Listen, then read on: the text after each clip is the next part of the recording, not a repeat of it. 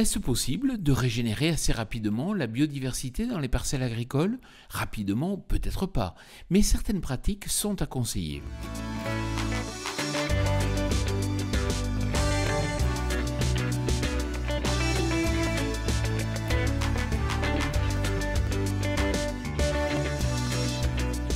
Cette semaine, je vous amène à la rencontre de Johanna Villeneuve-Chassé, docteur en entomologie, spécialiste des auxiliaires et qui vient de publier un livre fort intéressant sur la biodiversité fonctionnelle. Johanna, quelles pratiques conseiller pour régénérer de la biodiversité? Les trois pratiques, donc il faudrait planter des arbres dans certains cas. Donc c'est important de faire un diagnostic. Donc ça peut être planter des arbres, des haies, puisqu'ils font partie de ces habitats essentiels pour les auxiliaires, en tant que site d'hivernage par exemple, mais aussi en tant que site d'alimentation. Des fleurs en strata herbacée. Donc ça peut être des bordures pérennes par exemple, en bordure avec énormément de fleurs sauvages. Et puis ça peut être aussi dans les parcelles. Donc par exemple en grande culture, ça va être sur des cultures associées en apportant des espèces soit sauvages, soit des espèces cultivées qui sont très bien aussi pour favoriser les auxiliaires comme le sarrasin, la févrole, même le tournesol, etc. Comment quantifier les progrès réalisés?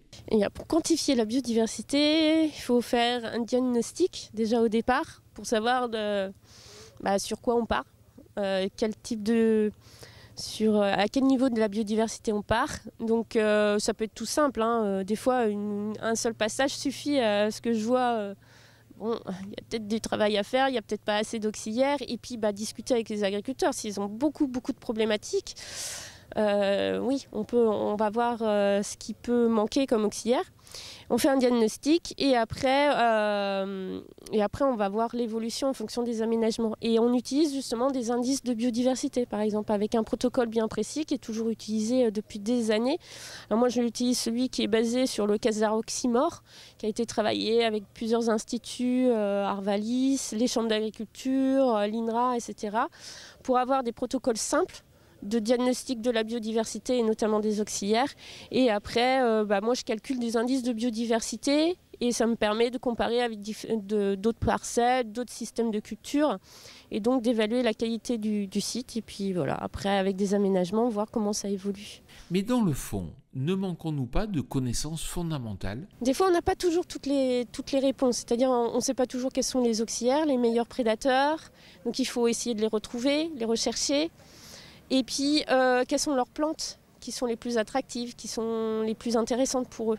Donc ça demande quand même toujours un peu de recherche. Donc j'espère que dans 10 ans, on va avoir trouvé pas mal de choses contre, par exemple, la grosse altise avec le parasitoïde principal Tersilochus. Donc moi je pense que dans moins de 10 ans, on aura pas mal d'éléments. Déjà, on a pas mal d'éléments parce que on sait un petit peu près un peu mieux son cycle, on connaît un peu mieux, mais il faut quand même trouver quelles sont les plantes les plus attractives, qui pourraient les nourrir en hiver, tout ça. Donc il y a encore des essais et tout.